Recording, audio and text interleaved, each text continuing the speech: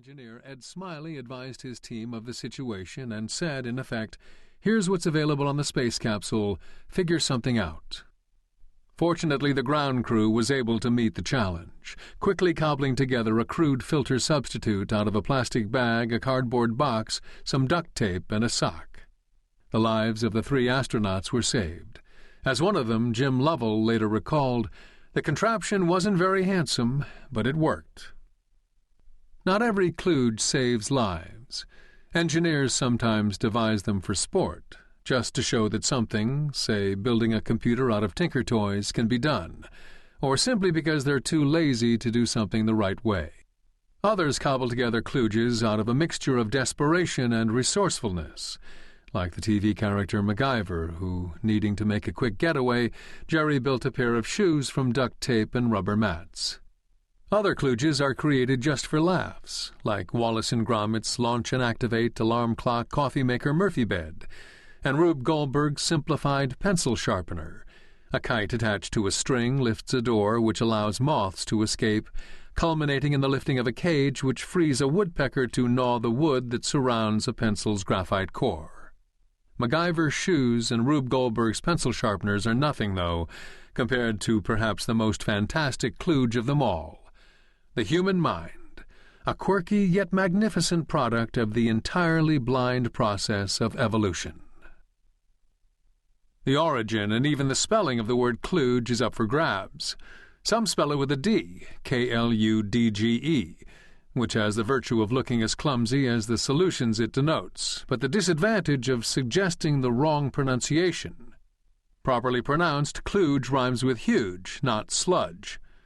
One could argue that the spelling Klooge rhymes with stooge would even better capture the pronunciation, but I'm not about to foist a third spelling upon the world.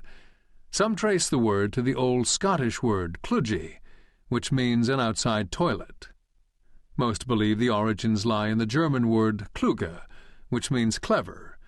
The Hacker's Dictionary of Computer Jargon traces the term back at least to 1935, to a kludge brand paper feeder, described as an adjunct to mechanical printing presses. The kludge feeder was designed before small, cheap electric motors and control electronics. It relied on a fiendishly complex assortment of cams, belts, and linkages to both power and synchronize all its operations from one motive drive shaft. It was accordingly temperamental, subject to frequent breakdowns, and devilishly difficult to repair, but oh so clever. Virtually everybody agrees that the term was first popularized in February 1962 in an article titled "How to Design a Kludge," written tongue-in-cheek by a computer pioneer named Jackson Granholm, who defined a kludge as an ill-assorted collection of poorly matching parts forming a distressing whole. He went on to note that the building of a kludge is not work for amateurs. There is a certain indefinable masochistic finesse that must go into true kludge building. The professional can spot it instantly. The amateur may readily presume that that's the way computers are. The engineering world is filled with kludges. Consider, for example, something known as vacuum-powered windshield wipers, common in most cars until the early 1960s. Modern windshield wipers, like most gizmos on cars, are driven by electricity. But back in the olden days, cars ran on 6 volts rather than 12. Barely enough power to keep the spark plugs going, and certainly not enough to power luxuries like windshield wipers. So some clever engineer rigged up a kludge that powered windshield wipers with suction, drawn from the engine rather than electricity.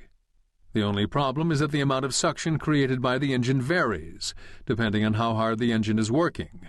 The harder it works, the less vacuum it produces, which meant that when you drove your 1958 Buick Riviera up a hill or accelerated hard, your wipers slowed to a crawl or even stopped working altogether. On a rainy day in the mountains, Grandpa was out of luck.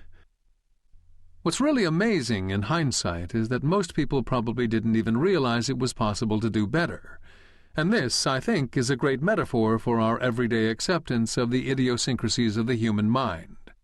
The mind is inarguably impressive, a lot better than any available alternative, but it's still flawed, often in ways we scarcely recognize.